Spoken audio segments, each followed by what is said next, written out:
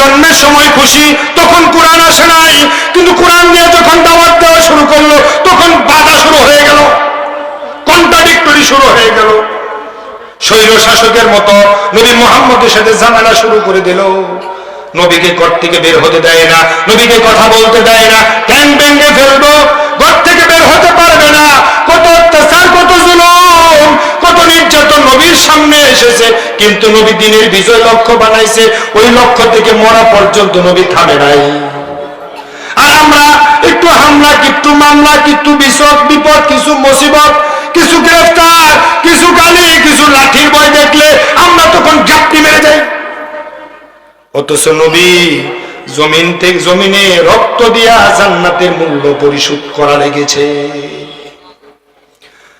নবীর দেহ থেকে রক্ত জমিনে পড়েছে। আল্লাহ নবী সাল্লাল্লাহু আলাইহি ওয়াসাল্লাম যখন তায়েফে গেলেন, ওই তায়েফে যখন গেলেন, নবীর জন্য কোথাও জায়গা নাই, সবাই সব দিকে বাধা। তিনি বললেন, আমি তো শুধু মক্কার নবী নই, আমি তো সারা পৃথিবীর নবী। তিনি চলে গেলেন তায়েফে। ওই তায়েফে যখন গেলেন, যাদের সাথে নবী পাথর দিয়ে খেলাধুলা করেছিল, পাথর নিয়ে, বালি নিয়ে যখন খেলাধুলা করেছিল, ওই শৈশবের কৈশোরের মানুষগুলো নবীকে পাথর মারা শুরু করলো। দিনের দাওয়াত দেখা যাওয়া যখন শুরু করলো, কোরআন দিয়ে যখন কথা বলা শুরু করলো, ওই শৈশবের সাথীরা তাকে পাথর মারলো, পাগল বললো, গণক বললো, জাদুকর বললো। কিন্তু ওই স্বৈর শাসকের সময় যদি নবী রাসূল আসতো, নবীদেরকে রাজাকার পর্যন্ত বানায়া ছেড়ে দিত। কারণ তারা তো তাদের চরিত্র রক্ত এক। তারা নবীকে গণক বলছে, নবীকে কবি বলছে, নবীকে কত কিছু হাবিজাবি, নবীকে জিনে ধরছে, নবীকে আবু কাবু কত তারা না বলছে। কিন্তু আমরা দেখলাম কোরআনের আন্দোলন যারা করে তাদেরকে জেএমবি রাজাকার যুদ্ধ অপরাধ পর্যন্ত বানায়া ছেড়ে দিছিল। তাদের চরিত্র ঠিক আছে, আমাদের চরিত্র ঠিক নাই। আমরা টুপিওয়ালা নামাজি মানুষগুলো, তাহাজ্জুদ গুজার মানুষগুলো, আমরা হকের পক্ষে মিছিল দেই, নারায়ে তাকবীর স্লোগান দেই, ইসলাম লাগবে, দরকার, ইসলাম দিয়ে আমার জন্ম, ইসলাম দিয়ে আমার মৃত্যু, কিন্তু ইসলাম লাগবে। কিন্তু 1000 টাকা পাইলে জালেমরে ভোট দিয়ে সহযোগিতা করি। ঠিক না? ঠিক না? এই জালেম বুঝে আপনাদের এলাকায় নাই? আরে নাই তো। আমার বন্ধু কথাগুলো গায়ে লাগছে না, কলিজা লাগতেছে। আল্লাহ নবী সাল্লাল্লাহু আলাইহি ওয়াসাল্লামকে পাথর মেরেছে তারা, শুধু পাথরই মারে নাই, পাথর মারতে মারতে নবীর দেহ থেকে রক্ত পড়ছে। নবী দৌড় দিয়ে একটা বাগানে আশ্রয় নিল। আপনারা দেখবেন শিয়াল যখন কোনো গর্তে ঢুকে, তখন তার 2টা হাত সামনে দিয়া গাঁথা করে, গর্ত করে, তারপরে মাথা দেয়। আল্লাহ নবী 2 হাত দিয়া বালিগুলো সরাইয়া তারপরে একটা বাগানের ভিতরে আশ্রয় নিলেন। কিছুক্ষণ বসেছিল, আর ওই জালেমেরা রাসূল থেকে তারা দূরে সরে গেল, রাসূল নিরাপদে থেকে চলে গেল। কিছুক্ষণ পরে নবী চোখ দিয়ে তাকায়া দেখে পাশের একটা বালিকণাও বাদ নাই, যে বালিগুলো নবীর দেহ থেকে রক্ত খায় নাই। আমার বন্ধু, এত রক্ত জমিনে, রাসূলের রক্ত পড়েছে হিসাব ছাড়া, আর আমি রক্ত দেই নাই, আপনি রক্ত দেন নাই। আপনি নাকি রাসূলের উম্মত, রাসূল জেল খাটছে, মামলা খেয়েছে, নির্যাতিত, নিষ্পেষিত হয়েছে, ওই রাসূলের উম্মত, তুমি কেমনে জান্নাতে যাইবা? আমার নবী তো বলছে আমি কোটি কোটি উম্মত নিয়ে জান্নাতে চলে যাব। কুল্লু উম্মতি ইয়াদখুলুনাল জান্নাতা ইল্লা মান আবা, কিলা মান আবা, ক্বালা মান আতাআনি দাখালাল জান্নাহ ওয়া মান আসানি ফাকাদ আবা। আমার নবী বলছেন কুল্লু উম্মতি, আমার সব উম্মত জান্নাতে যাবে। সুবহানাল্লাহ। কুল্লু মানে সব, আমার সব উম্মত জান্নাতে যাবে, ইল্লা মান আবা, তবে তারা ছাড়া। সব বলছে রাসূল, আবার গিট্টু মেরে দিছে, তারা ছাড়া, ইল্লা মান আবা। সাহাবারা বললেন, ইয়া রাসূলুল্লাহ, তারা কারা? আল্লাহর নবী ব্যাখ্যা করে বললেন, মান আতাআনি দাখালাল জান্নাহ, যারা শয়নে স্বপনে জাগরণে আন্দোলনে মিছিলে সংগ্রামে টপ টু বটম একেবারে পাকঘর থেকে শুরু করে সংসদ বলয় পর্যন্ত, যারা তার নখ কাটার থেকে শুরু করে পায়ের তলা থেকে শুরু করে মাথা পর্যন্ত গোটা জীবনটা রাসূলের সুন্নাত দিয়ে সাজাবে, তারাই শুধু রাসূলের সাথে জান্নাতে যাবে। আর যারা বলবে তখন মানি এখন মানি না, কিছুক্ষণ পরে মানি এখন মানি না, যারা আমাকে নিজের জীবনের আদর্শ নবীর আমার আদর্শ তারা নিজের জীবনের সাথে মানাবে না, তাদের কপালে জান্নাত থাকবে না। আল্লাহ তাআলা পবিত্র কোরআনে বলেন, লাকাদ কানা লাকুম ফি রাসূলিল্লাহি উসওয়াতুন হাসানা। আমার আল্লাহ বলেন, তোমাদের জন্য সর্বোত্তম মহত্তম আদর্শ হচ্ছে তোমাদের রাসূলের, তোমরা রাসূলের আদর্শকে গ্রহণ করো। এখন আমরা তো বলি রাসূলের আদর্শ আমরা কিছু মানি, আবার অন্যের আদর্শ মানি। এখন আমার প্রশ্ন আপনাদের কাছে, যারা জাতীয়তাবাদ মানার জন্য জিয়াউর রহমানের আদর্শ গ্রহণ করো, তারা আবার রাসূলের আদর্শ গ্রহণ করবা কেমনে? যারা বঙ্গবন্ধুর আদর্শ মানো, আবার রাসূলের আদর্শ মানো, হবে না। যারা এরশাদের দল করো, আবার এরশাদের আন্দোলন করো, এরশাদকে ভালোবাসো, এরশাদের আদর্শ অনুসরণ করো, আবার নবী মুহাম্মদের আদর্শ অনুসরণ করো, হবে না। যারা কমিউনিজম করো, যারা সমাজতন্ত্র করো, এই আয়াতের সাথে তোমার কেমনে হবে? আমার আল্লাহ বলছে, লাকাদ কানা লাকুম ফি রাসূলিল্লাহি উসওয়াতুন হাসানা, তোমাদের জীবনে সর্বোত্তম মহত্তম আদর্শ হচ্ছে তোমাদের রাসূলের আদর্শ সারা জীবনে গ্রহণ করবে। এর মাঝে লেনিনকে গ্রহণ করা যাবে না, কার্ল মার্ক্সের আদর্শ গ্রহণ করা যাবে না, জিয়াউর রহমানের আদর্শ গ্রহণ করা যাবে না, কোন ব্যক্তির, কোন দলের, কোন পীরের, কোন আলেমের আদর্শ গ্রহণ করা যাবে না। এই আয়াত দিয়ে আমার আল্লাহ ডাইরেক্ট বলেছে, ইন্ডিকেট করে, নবী মুহাম্মদের আদর্শ ছাড়া পৃথিবীতে কোন ব্যক্তির, কোন চরিত্রের আদর্শ তোমরা গ্রহণ করতে পারবে না। যদিও তোমরা অন্য কোন ব্যক্তির আদর্শ গ্রহণ করো, তাহলে তোমাদের কপালে জান্নাত নাই।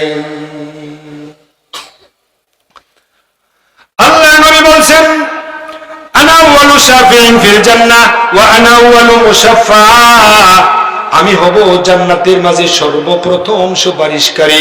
আমি রাসূল জান্নাতের দরজায় যাব, তখন আমি দ্বাররক্ষীকে প্রশ্ন করব, আমি ওখানে গিয়ে কলিং বেল টিপ দেব, ভিতর থেকে ফেরেশতা প্রশ্ন করবে, মানান্তা, কে আপনি? আমি বলবো ফাকুলু মুহাম্মদ, আমি মুহাম্মদ সাল্লাল্লাহু আলাইহি ওয়াসাল্লাম, আমি আল্লাহর নবী।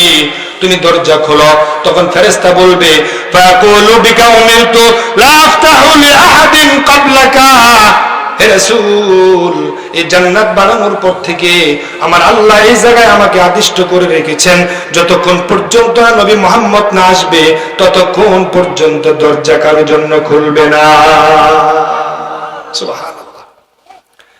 আল্লাহ নবী জান্নাতের দরজায় গিয়ে করে নাড়বেন, তারপরে দরজা খোলা হবে, আমার নবী কোটি কোটি উম্মত নিয়ে জান্নাতে চলে যাবে। কিন্তু আপনার জীবনের আদর্শ যদি রাসূলকে না বানান, এখন রাসূলের সাথে আপনার জান্নাত মিলবে না। বেল বাকলে কাকের কি লাভ? বেল বাকলে কাকের যেমন কোনো লাভ নাই। এখন তুমি এশকে রাসূল দাবি করবা, রাসূলের সাথে তোমার জীবনের লক্ষ্য নাই, রাসূলের সাথে তোমার জান্নাত হবে না। হয়তো তোমার জান্নাত হবে লেনিনের সাথে। এখন বলে লেনিন জান্নাতি না জাহান্নামী? এখন তোমার জাহান্নাম হতে পারে কার্ল মার্ক্সের সাথে, তোমার আদর্শ হতে পারে, তুমি আদর্শ বানাইছো নমরুদের আদর্শ, কারণের আদর্শ, অমুক তমুকের আদর্শ। ওরা যদি জাহান্নামে যায়, তুমি যাইবা কই? রাসূল যদি জান্নাতে যায়, তুমি যাইবা কই? আমার বন্ধু রাসূল জান্নাতে যাবে কোটি কোটি উম্মত নিয়ে। আমার রাসূল সাল্লাল্লাহু আলাইহি ওয়াসাল্লামকে একদিন আল্লাহ বলেন, হে রাসূল, আপনাকে দুইটা অপশন দেওয়া হলো। দুইটা অপশন দেওয়া হলো। এক নাম্বার অপশন হলো, আপনার যত উম্মত আসবে প্রত্যেক উম্মত থেকে, প্রত্যেক না সরি, আপনার যত উম্মত আসবে ওই উম্মতের অর্ধেক উম্মত নিয়ে আপনি জান্নাতে চলে যাবেন। এটা এক নাম্বার অপশন। দুই নাম্বার অপশন হলো, আপনাকে সুপারিশ করার ক্ষমতা দিলাম। এখন দুইটা একসাথে নিতে পারবেন না, দুইটা একসাথে নিতে পারবেন না, যে কোনো একটা নেওয়া লাগবে।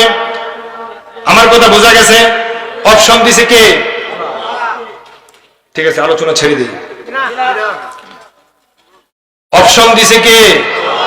কয়টা অপশন? এক নাম্বার অপশন হলো আপনার উম্মতের অর্ধেক উম্মত নিয়ে আপনি জান্নাতে চলে যাবেন, এটা হলো এক নাম্বার অপশন। দুই নাম্বার অপশন হলো আপনাকে সুপারিশ করার ক্ষমতা দেওয়া হবে, দুইটা একসাথে নিতে পারবেন না, যে কোনো একটা নেওয়া লাগবে। এখন আপনি সিদ্ধান্ত নেন কোনটা নেবেন। সুবহানাল্লাহ।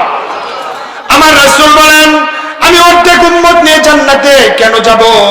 আমি সুপারিশের অনুমতি নিলাম, আমি সুপারিশের জায়গায় টিক চিহ্ন মারলাম, আমি অর্ধেক উম্মতের চাইতে বেশি উম্মত নিয়ে সুপারিশ করে আমি জান্নাতে চলে যাব।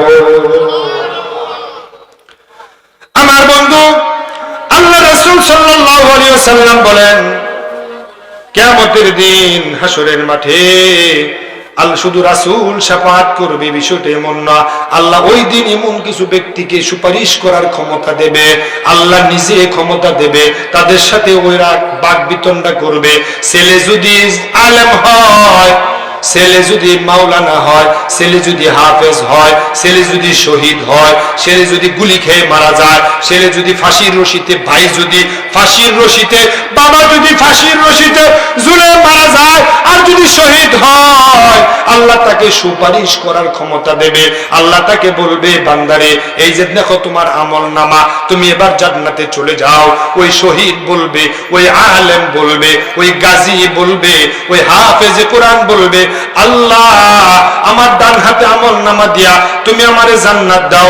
যে মা এবং বাবার পেট থেকে আমি পৃথিবীতে আসলাম, ওই মা বাবা কোথায়? আমার আল্লাহ বলবে, বান্দারে তোমার বাবা এবং তোমার মা, তোমার ভাই, তোমার বোন, তোমার আত্মীয় স্বজন, তারা তাদের কৃতকর্মের আলোকে তারা জাহান্নামে আছে। ওই ব্যক্তি বলবে, আল্লাহ তুমি আমারে জান্নাত দিলা, আমি ওদেরকে ছেড়ে, মারে ছেড়ে, বাবারে ছেড়ে, ভাইকে রেখে, বোনকে রেখে, আমার সহকর্মীকে রেখে আমি জান্নাতে যাব না। আল্লাহ বলবে, তোমার জান্নাত দিলাম, তুমি যাও। সুবহানাল্লাহ রে। আল্লাহ বলবে, তোমার জান্নাত দিলাম, তুমি জান্নাতে যাও। ওই ব্যক্তি বলবে, না না না, আমি জান্নাতে যাব না, আমার মারে দাও, আমার বাবারে দাও। ওই ব্যক্তি এক পর্যায়ে জান্নাত পাওয়ার পরে জান্নাতে যেতে চাইবে না, বাচ্চা আসবে, মারে নিয়ে যেতে চাইবে, অথচ মার কর্মের আলোকে কোথায়? জাহান্নামে। বাবা তার কর্মের আলোকে কোথায়? ভাই তার কর্মের আলোকে কোথায়? সবাই জাহান্নামে। ওই ব্যক্তিকে এক পর্যায়ে আল্লাহর সাথে বাকবিতণ্ডা করবে। রাসূল বলেন, আল্লাহ বাকবিতণ্ডার অনুমতি দেবেন। সুবহানাল্লাহ। আল্লাহর সাথে তারা তর্ক করবে, আল্লাহর সাথে কথা বলবে, না না না, আমি জান্নাতে যাব না, ওদেরকে সহ দাও। কারণ আমার বাবা হাড় ভাঙা পরিশ্রম করে আমাকে লেখাপড়ার খরচ দিয়েছে, আমি মায়ের পেটে ধারণ করলাম, আমার মা ডান হাত বাম হাত বুঝে নাই, আমার নাক পরিষ্কার করেছে, প্রস্রাব পরিষ্কার করেছে, পায়খানা পরিষ্কার করেছে, আমাকে খাবার খাওয়িয়ে দিয়েছে। মায়ের পেটে 10 মাস 10 দিন ছিলাম, বাবার ঔরসে মায়ের পেটে গেলাম। এখন আমার ওই বাবা মানুষের বাড়িতে কাজ করেছে, ঠেলা গাড়ি চালাইছে, ভ্যান গাড়ি চালাইছে, রিক্সা চালাইছে, মানুষের জমিনে কাজ করছে। ওই বাবাকে ছেড়ে আমি জান্নাতে যাব না, ওই মাকে রেখে জান্নাতে যাব না। বাবা অল্প সময় মারা গেল, ভাই সংসারের হাল ধরেছে, আমাকে লেখাপড়া খরচ দিয়েছে, আমাকে সাহস উৎসাহ দিয়েছে, ভাই তুই লেখাপড়া কর, তোর জন্য আমি যা কিছু করার দরকার সব করব। ওই ভাইকে রেখে জান্নাতে যাব না। আল্লাহ বলবে, যা, তুই ভাই মা বাবা সবাইকে নিয়ে জান্নাতে চলে যা। আমার বন্ধু, বেল বাগলে কাকের খিলাফ। এখন আমার প্রশ্ন আপনাদের কাছে, এখন আপনি যদি মুশরিক হন, আপনি যদি জালেমকে সাপোর্ট করে যদি জান্নাত হারায়া জাহান্নামে যান, তাহলে ওই ভাই, ওই বাবা, ওই মা, ওই বন্ধু আপনার জন্য আল্লাহর কাছে সুপারিশ করবে না। কথা একদম ক্লিয়ার। জালেমকে সাপোর্ট করা যাবে না, জালেমকে সমর্থন করা যাবে না, তাদেরকে ভোট দেওয়া যাবে না। এই কোরআন আসছে দ্বীনের বিজয় করার জন্য, এখন আমার প্রশ্ন আপনাদের কাছে, দিনের বিজয়ের সাথে কতগুলো বিষয় রিলেটেড। এখন এটা আমি বলছি, আল্লাহ তাআলা বলছেন, আমি যদি কোন মুসলমানদের ভূখণ্ডের ব্যক্তিদেরকে অধিপতি বানাই, ক্ষমতা দেই, মুসলমান যদি ক্ষমতা যায়, ক্ষমতা গিয়ে সর্বপ্রথম তারা 4টা কাজ করবে। একটু আওয়াজ করে বলেন কয়টা কাজ? আর আওয়াজ করে বলেন কয়টা কাজ? আল্লাহ তাআলা পবিত্র কোরআনে বলেন, আল্লাযীনা ইম্মাক্কান্নাহুম ফিল আরদি আকামুস সালাহ ওয়া আতাউয যাকাহ ওয়া আমারু বিল মা'রুফি ওয়া নাহাউ আনিল মুনকার ওয়ালিল্লাহি আকিবাতুল উমুর। আল্লাহু আকবার। আমার আল্লাহ বলছেন, এই কোরআনের মালিক যিনি, যিনি কোরআন নাজিল করেছেন, সে আল্লাহ বলছে, আমি মুসলমানদেরকে ক্ষমতা যদি দেই, তারা ক্ষমতায় গিয়ে সর্বপ্রথম আইন করে তারা নামাজ পড়ার জন্য বাধ্য করবে। সুবহানাল্লাহ। এখন আপনি দেখেন, স্বাধীনতার আগ থেকে নামাজের দাওয়াত চলছে, স্বাধীনতার পরেও নামাজের দাওয়াত চলছে, কিন্তু নামাজি কই? কেউ তাবলীগ জামাতের বাইরে নামাজের দাওয়াত দেয়, আলেমেরা নামাজের দাওয়াত দেয়, পীরে মুরিদদেরকে নামাজের দাওয়াত দেয়, বাবা ছেলেকে নামাজের দাওয়াত দেয়, উস্তাদেরা ছাত্রদেরকে নামাজের দাওয়াত দেয়, কিন্তু নামাজি কই? বাংলাদেশে এমন মসজিদও পাওয়া যায় ভোরবেলা, এটা আলেমের দেশ, এটা মসজিদের দেশ, এটা পীরের দেশ, এটা মাদ্রাসার দেশ, এটা আউলিয়ার দেশ। এই আউলিয়ার দেশে, বুজুর্গদের দেশে, মসজিদ মাদ্রাসার দেশে ফজরের টাইমে মসজিদে মানুষ পাওয়া যায় 5 জন, 10 জন, 20 জন। অথচ পুরা সমাজে মানুষ আছে 1000, 2000, 700, 800 মানুষের মাঝে 20 জন, 30 জনের নামাজ পড়ে। তাহলে আমরা যে স্বাধীনতার আগে থেকে ওয়াজ করলাম নামাজ পড়ো, পীরেরা বললো নামাজ পড়ো, উস্তাদেরা ছাত্রদেরকে বললো নামাজ পড়ো, টিচারেরা ছাত্রদেরকে বললো নামাজ পড়ো, তাহলে আমরা যে ওয়াজ করলাম, ওয়াজগুলো কই? এই ওয়াজগুলো আওয়াজের রূপ নিছে। এই ওয়াজগুলো আওয়াজের রূপ নেওয়ার কারণে, আল্লাহর কোরআন দিয়ে নামাজের আইন না থাকার কারণে নামাজি নাই। নামাজের দাওয়াত দেওয়া যতটুকু জরুরি, কোরআনের মালিক কয় না না না, দাওয়াত তো দিবা, কিন্তু আইন করে নামাজ পড়ার জন্য বাধ্য করতে হবে। এবার বলেন তো আওয়াজ করে, এই ফরমান, এই ফতুয়া আমার না আল্লাহর? আল্লাহর বিধান কি 54 বছরে বাংলার মুসলমান যারা ক্ষমতায় যারা ছিল, জিয়াউর রহমান ছিল, বঙ্গবন্ধু ছিল, খালেদা জিয়া ছিল, স্বৈরশাসক শেখ হাসিনা ছিল, চাইলে তো কোরআনকে আইন বানায়া, কোরআনকে সংশোধনীয়া আইন করে নামাজ পড়ার বাধ্যতা করা, এটা ফরজ বিধান, আল্লাহর বিধানটা কায়েম করা করলে তো যারা চাইলে তো পারত, পারছে। তার মানে বোঝা যায় আল্লাহর একটা ফরজ বিধান এই 54 বছর যারা দেশ চালাইছে তারা মানে নাই। ঠিক না? ঠিক না? এবার বলেন তো শয়তান মুমিন না কাফের? এবার বলেন তো শয়তান মুমিন না কাফের? আল্লাহর কয়টা বিধান লঙ্ঘন করছে? একটা বিধান লঙ্ঘন করার কারণে যদি শয়তান কাফের হয়, আর তুমি তো কোরআনের হাজার হাজার বিধান বাদ দিয়া তুমি মুমিন থাকো কেমনে? এখন আপনি দেখেন, এই যে আমরা নামাজ পড়ি না, কিন্তু নামাজ যে পড়ি না, কোন নেতা কইছে নামাজ পড়ো? কথা বলেন। বঙ্গবন্ধুর আদর্শের লোকেরা বলছে নামাজ পড়ো, জিয়াউর রহমানের আদর্শের লোকেরা বলছে নামাজ পড়ো, এরশাদের লোকেরা বলছে নামাজ পড়ো। না না না, কিন্তু আমরা দেখি কোরআনের আন্দোলন যারা কয়, কোরআনের আন্দোলনে যারা করে, কোরআনের আন্দোলন যারা চালায়, তারাই বলে তোমরা আগে নামাজ পড়ো। ঠিক না? ঠিক না? ওই নেতার পিছনে ঢুকতে হবে, ওই নেতার পিছনে চলতে হবে যে নেতা জান্নাতমুখী জীবন যাপন করার চেষ্টা করে, জান্নাতের পথ দেখায়, জান্নাতের টিকিট দেয় না, জান্নাতের পথ দেখায়, জান্নাতের সার্টিফিকেট দেয় না। ওই নেতার জান্নাত আল্লাহর হাতে, কর্মীর জান্নাত কার হাতে? আমার বন্ধু, এখন নামাজকে প্রতিষ্ঠা করার জন্য দিনের বিজয় দরকার আছে না নাই? এক শুক্রবার নামাজ পড়ে আবার টুপিটা ফেলে দিয়া জামাটা খুলে আলমারিতে রেখে দেয়, আবার কবে শুক্রবার আসবে মুছে তেল দিয়ে রেডি হয়ে থাকে, কবে জানি আবার শুক্রবার আই। ঠিক না ঠিক না? এছাড়া নামাজের দ্বারা কাছে নাই। তবে নামাজ পড়ে, তবে যদি কেউ এর ভিতরে মারা যায়, ঠিক না? যদি এর ভিতরে কেউ মারা যায়, জানাজার নিয়ত করতে পারে না, হাত কিভাবে বাঁধবে এটাও পারে না।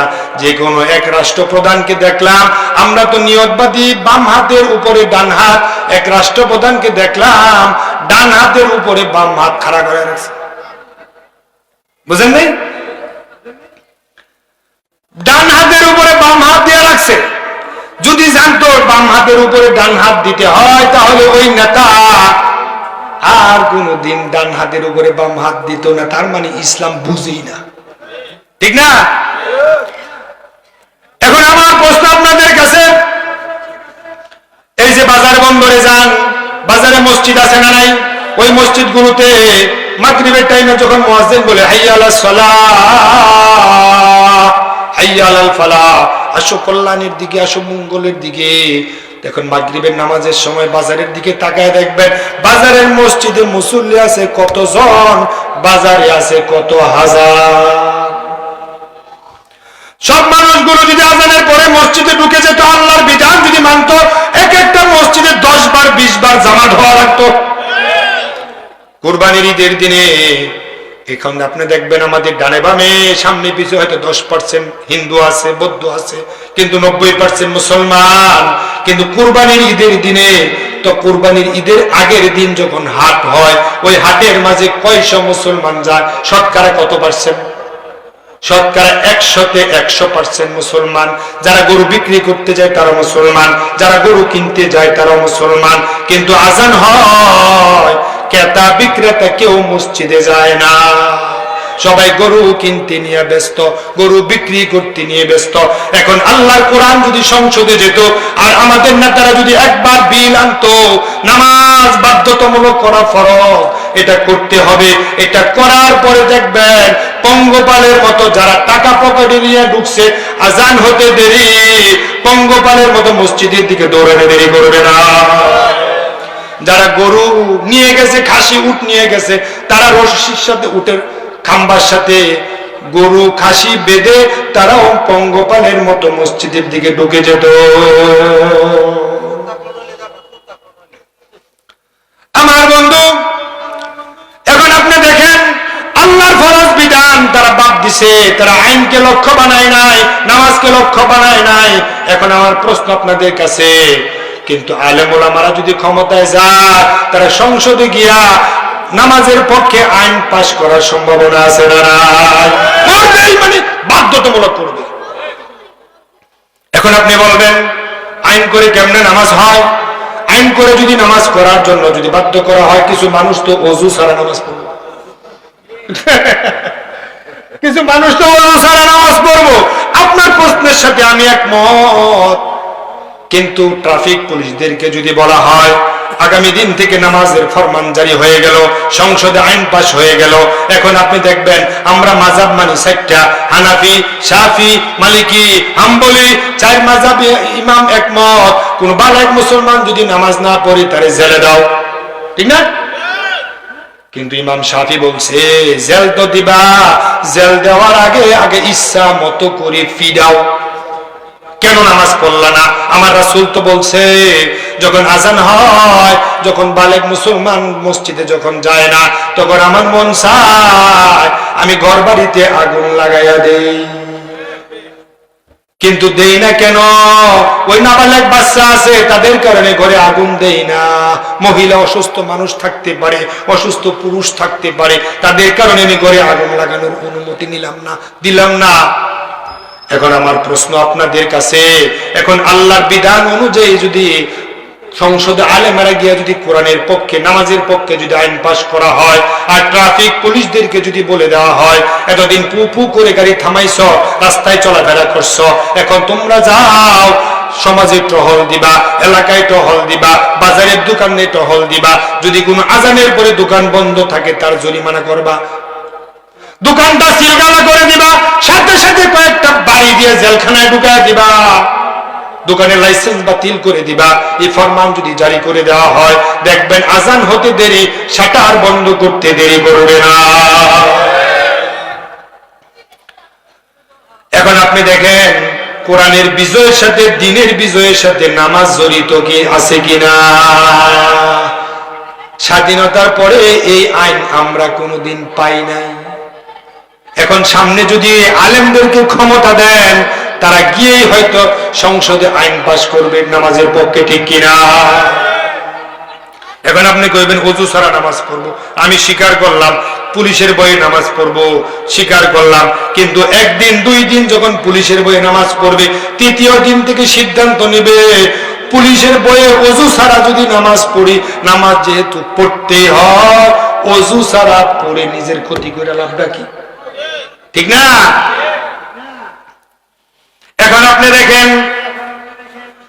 এই নামাজ পড়ার মাধ্যমে অনেক মানুষ সচেতন হয়ে যাবে, এই নামাজের মাধ্যমে তাদের চরিত্র অনেকটা পরিবর্তন হয়ে যাবে, ঠিক না? আমার বন্ধু, আজকে দেখেন এই নামাজি মানুষগুলো নামাজ যদি পড়ে অনেক প্রকার অন্যায় অপরাধ থেকে তারা বেঁচে থাকতে পারবে ইনশাআল্লাহ।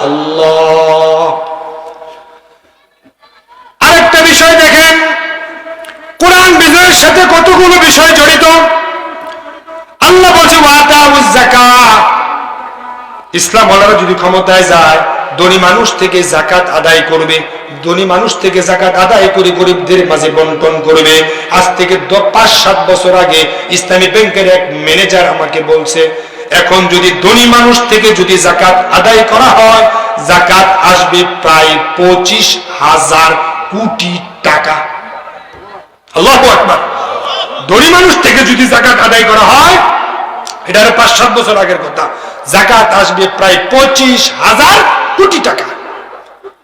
এই 25,000 কোটি টাকা যদি মানুষ থেকে আদায় করে গরিবের মাঝে যদি বন্টন করে দেওয়া হতো, দারিদ্রতা থাকতো? দারিদ্রতা থাকতো না। এখন যারা কোরআনের আইন মজা লাগে না, আলেমরা সংসদে যাক, এটা তারা চায় না। এখন তারা আমাদেরকে আমরা নাকি ধর্মের বিরুদ্ধে কাজ করতেছি, কয় না? কয় না?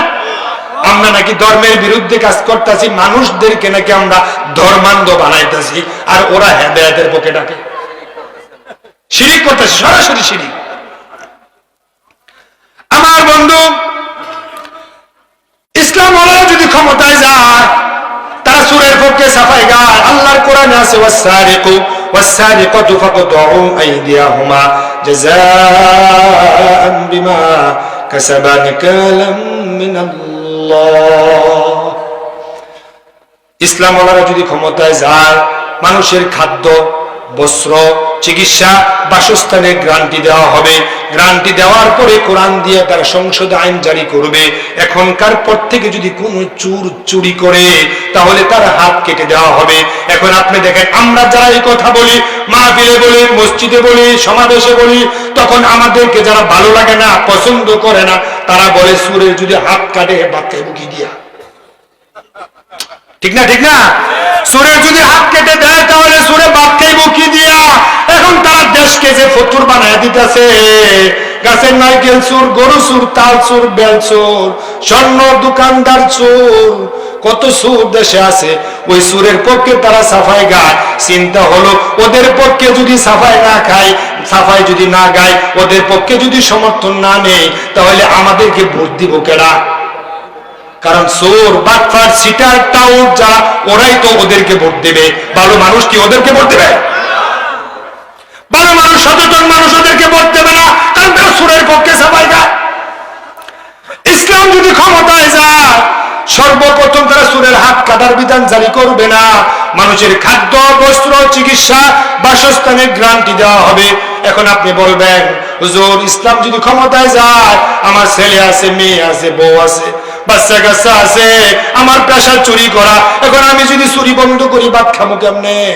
এখন আমার কথা হলো আপনার প্রতি, আমার বন্ধু, আমরা তো আদর্শ বানাইছি রাসূলকে, আমরা আদর্শ বানাইছি আবু বকরকে, ওমরকে, কিন্তু তাদের আদর্শ আমরা দেখি। আমার নেতা ওমর রাত্রে বেলা ঘুমায় না, প্রজাদের খোঁজ খবর নেয়। যেই ঘরে খাবার নাই, রাত্রে বেলা আটার বস্তা মাথায় নিয়ে কর্মীদের ঘরে খাবার পৌঁছে দিয়েছিল। ঠিক তো দ্রুপ কোরআন ওয়ালারা যদি ক্ষমতায় যায়, তারা রাত্রে বেলা ঘুমাবে না, দিনের বেলা চিন্তা ভাবনা করবে, রাত্রে বেলা বাস্তবায়ন করবে, রাত্রে বেলা তাহাজ্জুদ পড়বে। করবে, চিন্তা করবে, ভাবনা করবে, যারা আমারে ভোট দিছে, যারা আমারে সাপোর্ট করছে, যারা আমারে মিছিল দিছে, তারা যেমন মানুষ, যারা ভোট দেয় নাই তারাও মানুষ। রাষ্ট্রের পক্ষ থেকে দায়িত্ব দিলাম, এখন সমাজকে শৃঙ্খল মুক্ত করার জন্য দলমত বুঝি না, মানুষের ঘরে খাবার পৌঁছে দিতে হবে। এখন আপনি দেখেন, তারা তখন চিন্তা করবে যাকাত ভিত্তিক অর্থ ব্যবস্থা চালু করার জন্য, যাকাত ভিত্তিক অর্থ ব্যবস্থা চালু করে যারা বেকার আছে তাদেরকে ভাতা দেবে, রাষ্ট্রের পক্ষ থেকে কর্মসংস্থানের ব্যবস্থা করে দেওয়া হবে। কাজ করে খাও, বসে খেও না। 18 কোটি মানুষের 36 কোটি হাত, এটা যদি ভিক্ষুকের হাত না হইয়া কর্মীর হাত হয়, 10 বছর লাগবে না, 2-3 বছরে বাংলাদেশ হীরক খণ্ড হয়ে যাবে। আমার বন্ধু, এই যে দেখেন চোরেরা চুরি করার পরে তার 6 মাসের জেল দেয়। এই 6 মাসের জেলখানায় গিয়া তারা যে ম্যাজিস্ট্রেট 6 মাসের জেল দিল, জেলখানায় গিয়া যাওয়ার পরে সে কি বাড়ি থেকে বিদ্যুৎ নিয়ে গেছে? বাড়ি থেকে কি খাট নিয়ে গেছে? বাড়ি থেকে কি কম্বল কাঁথা নিয়ে গেছে? ওখানে ফ্যান চলছে না, ওখানে তাকে বিদ্যুৎ দিছে না, ওখানে থাকার জায়গা লাগছে, তার 3 বেলা খাবার দিছে। এখন আপনি দেখেন, একটা চোরের পিছনে যদি মাসে যদি 10,000 টাকা খরচ হয়, তাহলে 6 মাসে তার পিছনে খরচ কত? 6 মাসে খরচ কত? 1 বছরের জেল যদি হয়, তাহলে 1 বছরে তার পিছনে খরচ কত? 1,20,000 টাকা তার পিছনে খরচ। রাষ্ট্রের সরকার এত টাকা পেল কোথায়? চোরকে খাওয়ানোর জন্য কি আমরা কি সরকারকে ট্যাক্স দেই? আমরা কি চোরকে খাওয়ানোর জন্য আমরা ভ্যাট দেই? আপনি বিস্কিট কিনবেন, 15% ভ্যাট। আপনি মোবাইলে 100 টাকা ঢুকাইবেন, 15% ট্যাক্স, 15% ট্যাক্স, 15% ভ্যাট। আবার যদি আপনি বলেন আমি 10 লাখ টাকার মালিক, আপনি এনবিআর এর কাছে যাবেন, দেখবেন প্রতি হাজারে নাই 15,000, প্রতি লাখে নাই 15,000। তাহলে আমরা ভ্যাট দেই, ট্যাক্স দেই চোর ফালার জন্য, ডাকাত পালার জন্য, আমরা ডাকাতকে খাওয়ানোর জন্য, তাদের খাতা বালিশ কিনে দেওয়ার জন্য আমরা সরকারকে ট্যাক্স দেই না, ভ্যাট দেই না। এটা চলবে না, এটা বন্ধ করতে হবে। এটা যদি বন্ধ করতে হয়, কোরআনের পার্লামেন্ট লাগবে। আমরা টাকা দিয়ে চোর খাওয়াবো না, ডাকাতকে খাওয়াবো না, সন্ত্রাসকে খাওয়াবো না। এখন আল্লাহ কোরআনে বলছে, ওই চোরে চুরি করলে তার হাত কেটে দাও। 6 মাস না, 10 মাস না, 1 মাস যদি প্র্যাকটিস করা হয়, চোরে চুরি করার পরে খাদ্য, বস্ত্র, চিকিৎসা, বাসস্থানের গ্যারান্টি দেওয়ার পরে যদি কোনো চোর চুরি করে, তখন তার হাত কেটে দেওয়া হবে, ঠিক কিনা? এর আগে কাটবে, এরপরে কাটবে, কিন্তু এর আগে তো কাটবো না, পরে কাটবে।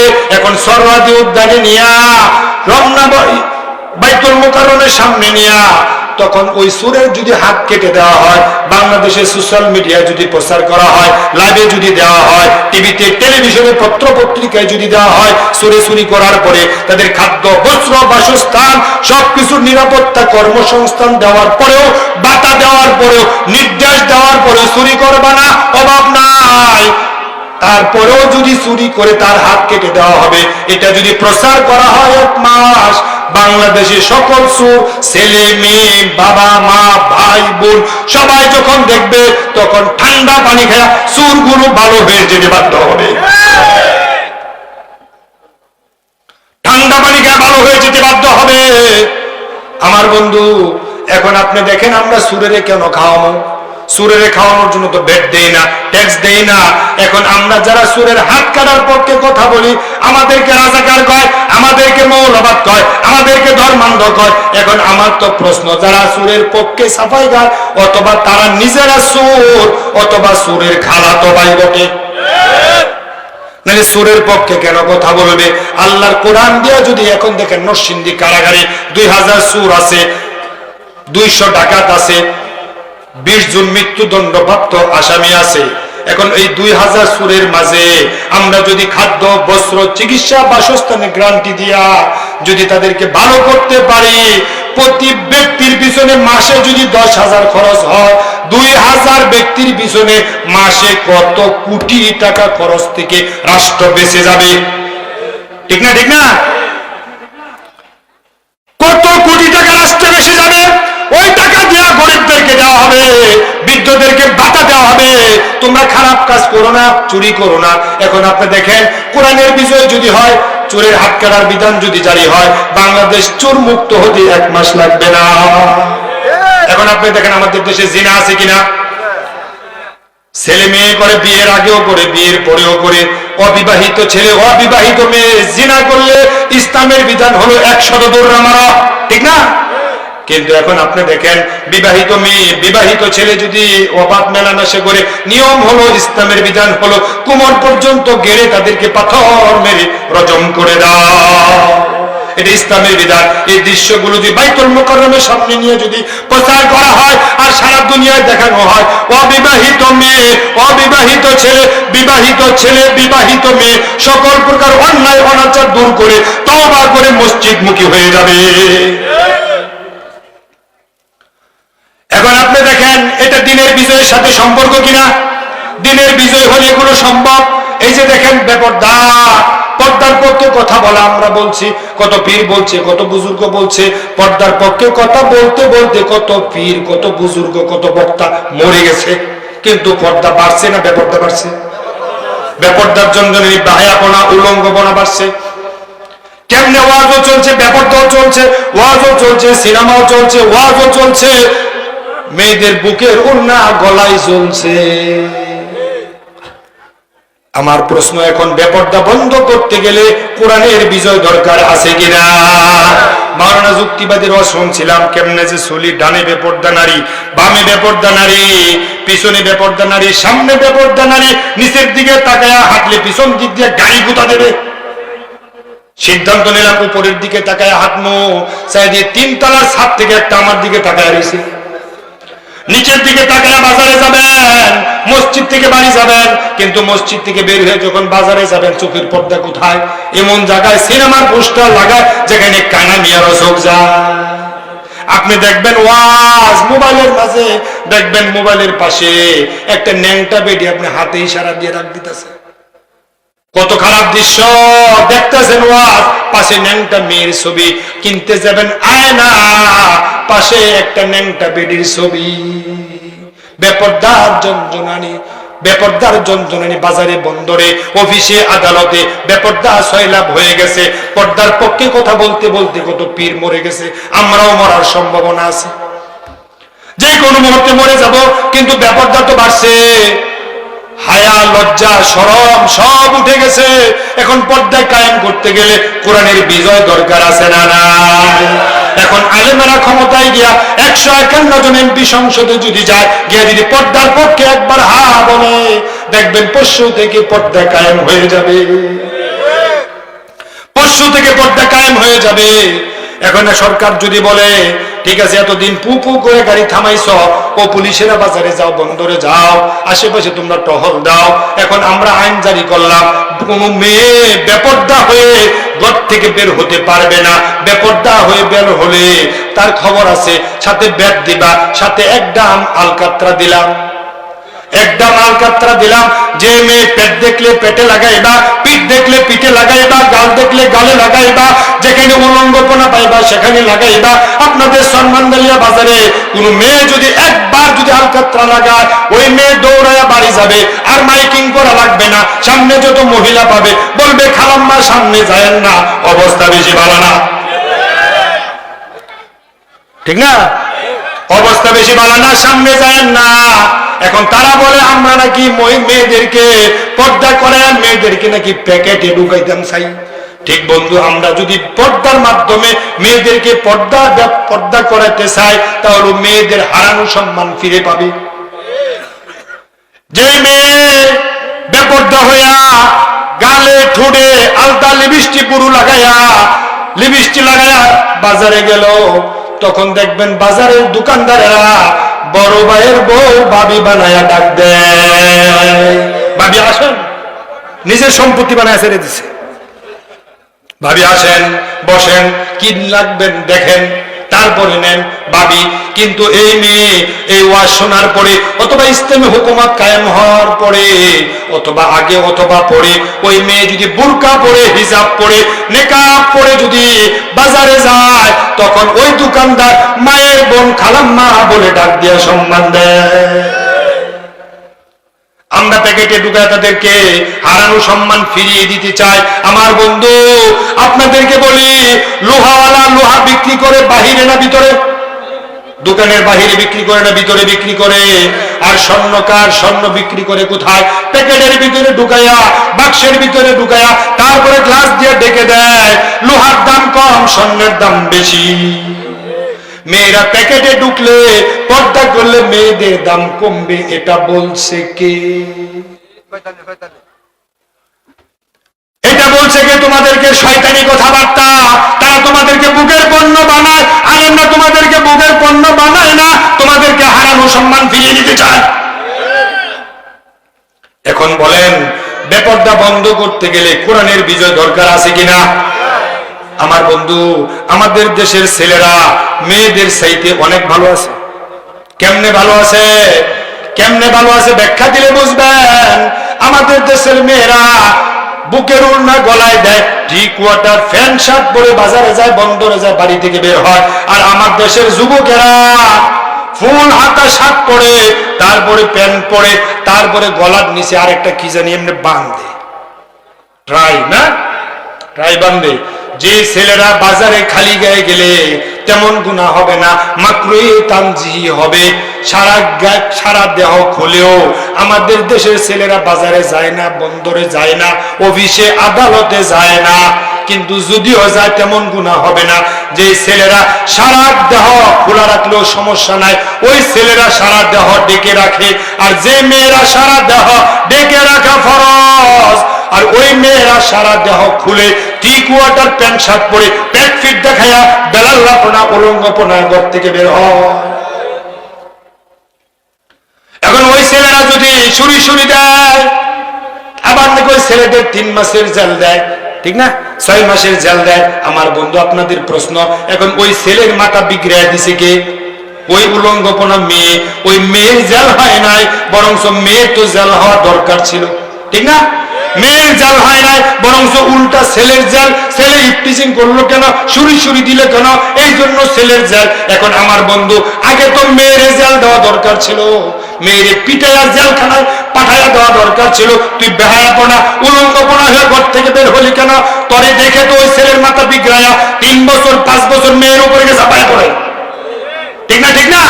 আগে তো জেল হলে মেয়ে হওয়া দরকার ছিল। আমার বন্ধু, পাতিলের মাঝে ভাজি মাছ রেখে সামনে বিড়াল লাঠি নিয়ে যদি কয়, কিরে বিলাল, বিড়াল আজকে হুজুররা খাবে, মাহফিলের বক্তারা খাবে, ইলিশ মাছ ভাজি করলাম, খাইস না কিন্তু। বিড়াল মাও মাও করে বেশিতে বেশি জোরে হলে এখান থেকে চালাকচর মনোহরদি নরসিংদী যাবে না, কটিয়াদি যাবে না, বেশি দূর গেলে খাটের নিচে যাবে। ওখানে গিয়ে 120 ডিগ্রি অ্যাঙ্গেলে আলাও আও করে বলবে, ম্যাডাম একটুখানি অমনোযোগী হন, মাছ কেমনে খাই, ওয়াজের কাম হইব না, ঠিক না? ঠিক না? ওয়াজ করে আপনি ব্যাপারটা বন্ধ করতে পারবেন না, এটা আইনের প্রয়োজন। এখন বিড়ালকে 40টা মাইক দিয়ে যদি ওয়াজ করেন, বিড়ালকে আপনার ওয়াজ শুনবো? 100 মাইক দিয়ে ওয়াজ করলে শুনবো? ঢাকা থেকে বড় হুজুর আইনা ওয়াজ করলে বিড়াল ওয়াজ শুনবো, আপনার ওয়াজ যদি শুনে না। এখন বিড়াল থেকে মাছ বাজি যদি করতে হয়, মাছ যদি বাঁচাইতে হয়, তাহলে একটা ডাকনা দিয়ে দেওয়া দরকার।